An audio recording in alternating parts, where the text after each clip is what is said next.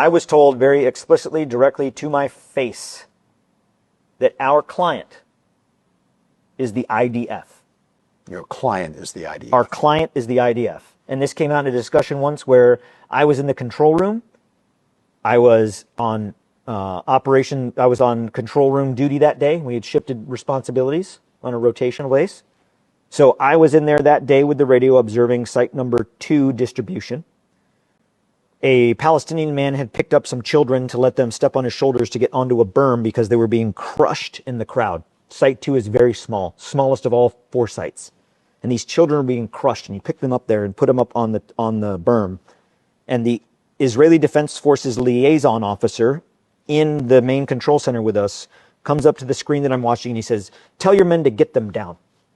I was like, "We got this under control." I was like, "I know they know what they're doing. No, they're children. Let's calm down. Mm-hmm. Get them down now, or I will."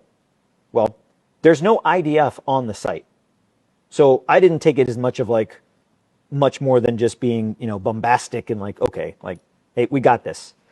He leaves and goes to his desk in the operations center, and he gets on the radio and he speaks something on the radio. It was in Hebrew. I don't speak Hebrew.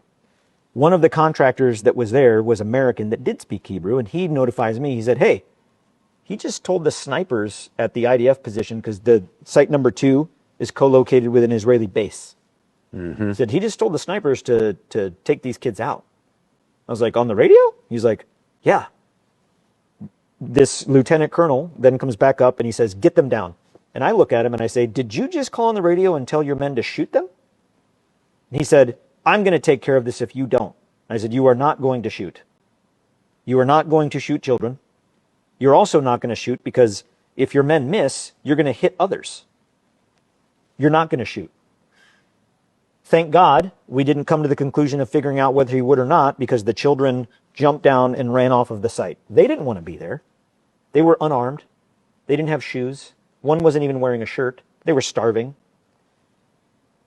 The chief operations officer for Safe Reach Solutions, our higher headquarters, so to speak, in the contract, beckoned me outside with him, and he looked at me in the face and he said, "Never say no to the client." And I asked him, I was like, "I didn't know the client was in there. Who's here? Did Johnny Moore come to visit?" Right. And he said, "No, the IDF." I was like, "The IDF are our client?" He said, "Yes, we work for them." A light bulb went off in my head.